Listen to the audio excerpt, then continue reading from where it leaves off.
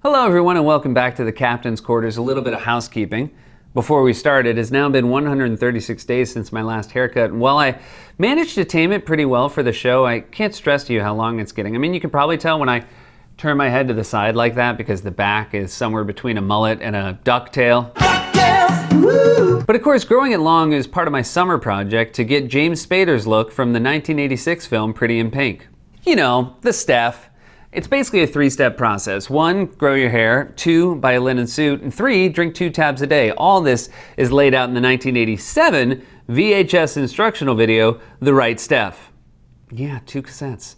And while I would love to show you how long my hair is right now, I don't want you to look at it and think like I'm going crazy. Seth, you're not crazy. Thank you, Talking Sea Captain Painting. Speaking of cognitive decline, Segway! As his poll numbers dip to new lows, the president is sending more federal officers to cities and trying to convince people he's taking the coronavirus pandemic seriously. Oh, and also he's desperately trying to prove to people his brain works. For more on this, it's time for a closer look.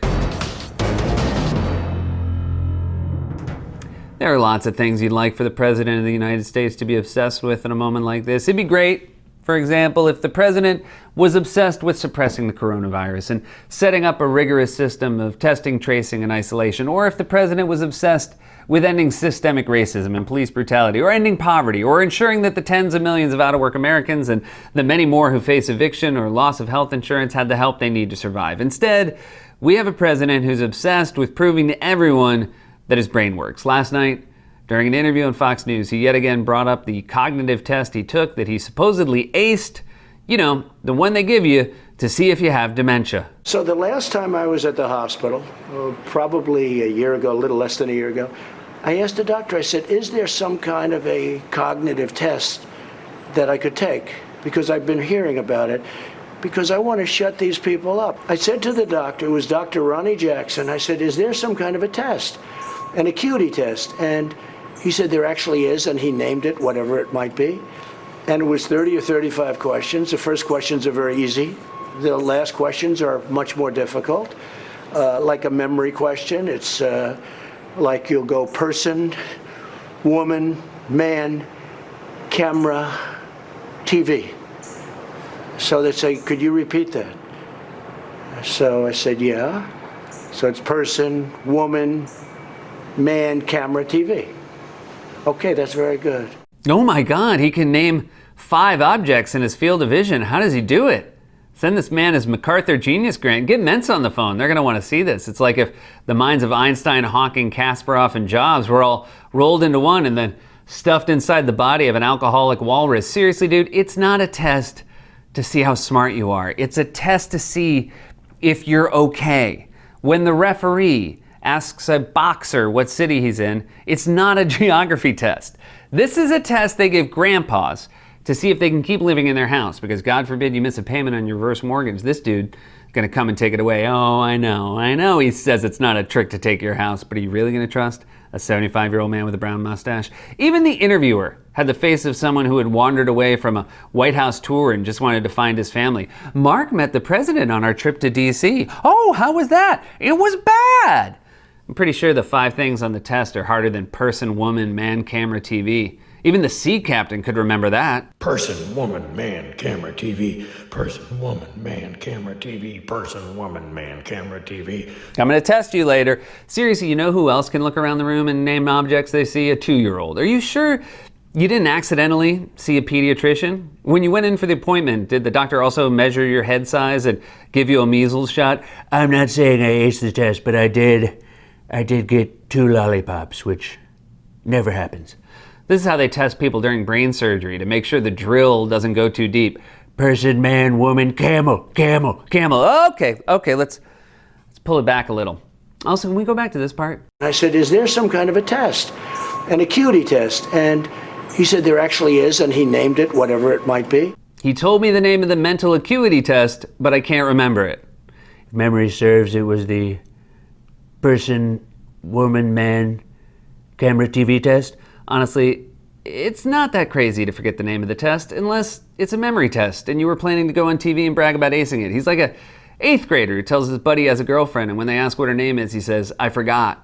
You gotta be ready for follow-up questions, dog. Don't go out of your way to bring up a test you claim proves your mental acuity if you can't even remember the name of it. It's like telling someone, well, I guess I'm going to Harvard because I scored a 1600 on my SOTs. By the way, how you doing back there, Captain? Person, Wombat, Van, Sonata, E.T. Person, Wombat, Van, Sonata, E.T. Person, Wombat, Van, Sonata, E.T. See, Captain. But Trump just kept on talking. Okay, now he's asking you other questions, and then 10 minutes, 15, 20 minutes later, they say, remember the first question? Not the first, but the 10th question? Give us that again. Can you do that again? And you go person, woman, man, camera, TV. If you get it in order, you get extra points. They said nobody gets it in order. It's actually not that easy, but for me it was easy. Person, woman, man, camera, TV. Aren't those the words of a Talking Head song? Person, woman, man, camera, TV. Hey! Those sound like the words you can't say on the taboo card for ultrasound. You sound like Tarzan reviewing the season premiere of the morning show. Person, woman, man, camera, TV. Tarzan, give 5 stars. The time of this psychotic episode couldn't be any bleaker because the media just spent a full news cycle falling for the same ruse they've consistently been suckered into for the last 5 years. The idea that Donald Trump has changed his tone on the coronavirus pandemic. And I'm using the word ruse very charitably here. Normally a ruse would be like an international terrorist mastermind constructing an elaborate plot to lure James Bond into his volcano lair while he prepares to attack the world's oil reserves with a giant laser. In Trump's case, his team just gets him to read a prepared statement by slipping a Valium into his Big Mac the way you'd hide your dog arthritis pills in his kibble. Meanwhile, secret police are abducting and attacking peaceful protesters in Portland. And the president says he's sending more federal officers into cities across the country like Chicago. So let's compare his approach on the two issues of protesters and the coronavirus. Here's Trump yesterday announcing his plan to send federal law enforcement agencies into cities that don't want them, don't need them, and are actively trying to stop them. Today I'm announcing a surge of federal law enforcement into American communities plagued by violent crime. The FBI, ATF, DEA, U.S. Marshal Service, and Homeland Security will together be sending hundreds of skilled law enforcement officers to Chicago to help drive down violent crime. There'll be a time when they're going to want us to go in full blast. We are ready, willing, and able to go in there with great force. Go in full blast. Talking about American cities like he's invading them. Full blast sounds like a action movie an aspiring screenwriter would be typing up in a Starbucks. Interior White House. President Badass looks at the sexy lady doctor and says 5 words she'll never forget. Person, woman, man, camera, TV. Her top falls off.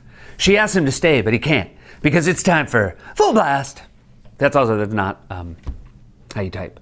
It's chilling to think of Trump expanding the abusive and unconstitutional tactics we've seen in Portland to other cities. Trump's secret paramilitary force has been abducting peaceful protesters off the streets and stuffing them into unmarked vans without identifying themselves or telling people where they're going or why they've been arrested. They've shot peaceful protesters in the head, broken the hand of a Navy vet who asked them to remember their oaths, and used tear gas and batons to attack a peaceful protest group called the Wall of Moms. Federal agents are marching through the streets using war tactics, including tear gas on protesters. Last night, a group of moms known as the Wall of Moms, these women in yellow shirts, wearing helmets and goggles, along with a group of fathers, arrived to cheers, and then they linked arms to protect the protesters. I feel that they deploy that so that then the cameras can't see what's really happening, and then they unlawfully arrest moms. 4 of my moms were arrested. Is there anything more badass than a wall of moms? What bully wouldn't back down from that? Where's your lunch money, punk? Oh, it's right over there behind the Wall of Moms. Okay, well, actually I had a big breakfast today, so why don't you keep your money? I didn't think it was possible to be more cartoonishly evil, but then Trump decided to make himself the anti-mom president. What's next? Is he gonna firebomb an apple pie at a baseball game? This is the clearest sign yet that Trump has mom issues since every other sign. So Trump announced a plan to dispatch virtually every federal law enforcement agency at his disposal to crack down on peaceful protests and invade cities that don't even want them. Full blast! Now let's hear his plan to address the raging pandemic he's neglected for 6 months at the cost of more than 140,000 American lives.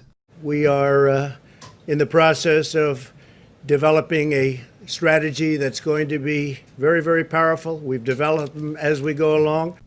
You're developing a strategy now?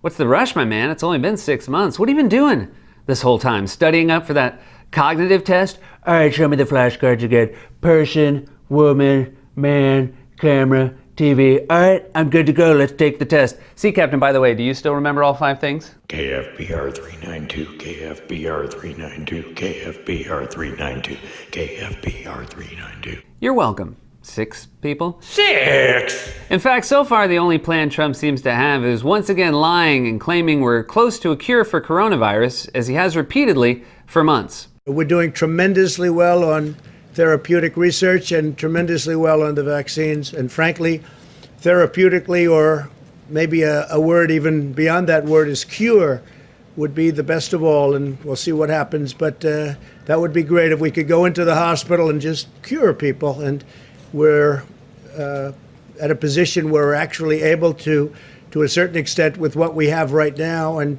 we think that in a very short period of time, we'll be able to do that.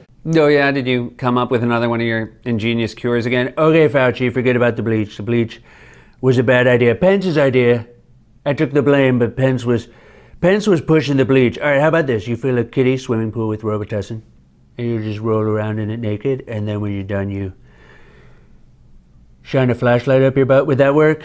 Would that work, Fauci? Also, yeah, we all agree it would be great if we could go into the hospital and just cure people. Thank you for that searing insight.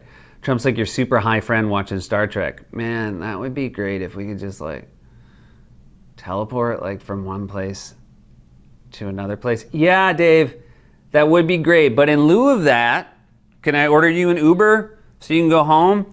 Just step back and consider the cruel contrast between Trump's plan to send secret police to cities to crack down on peaceful protests and his lack of a plan for a raging pandemic that's killed 140,000 Americans and left tens of millions out of work and many more suffering. There's a deeper problem here. Trump is just the most grotesque and urgent manifestation of that problem in our history. Too often, our system uses violence and incarceration to respond to problems instead of just meeting the actual needs of human beings. That's why our police departments have tanks, but nearly 30 million people don't have health insurance. It's why we have a Department of Homeland Security, but 23 million Americans face eviction. It's why the Pentagon gets $740 billion a year, but there are long lines at food banks and an extra $600 a week for unemployed Americans is about to expire. And it's why we have secret police who feel perfectly free to beat up any person, woman, and man in front of cameras on TV. I did it. I get to stay in my house. Suck it, Brown Stash. Anyone should be able to see how up this is, whether you can identify an elephant on a piece of paper or not. The president is a wannabe dictator using paramilitary forces as his own personal secret police. Meanwhile, he couldn't care less about the tens of millions of Americans suffering from an out-of-control pandemic he's ignored for months. That much should be obvious to every Person, woman, man, camera, TV. See, Captain, you're up. Person, woman, man, camera, TV. We're not crazy. This has been A Closer Look. So many New Yorkers are turning to City Harvest for help feeding their families, and they need your support now more than ever. If you're watching this online, you can hit the donate button. Stay safe, wash your hands, wear a mask. We love you.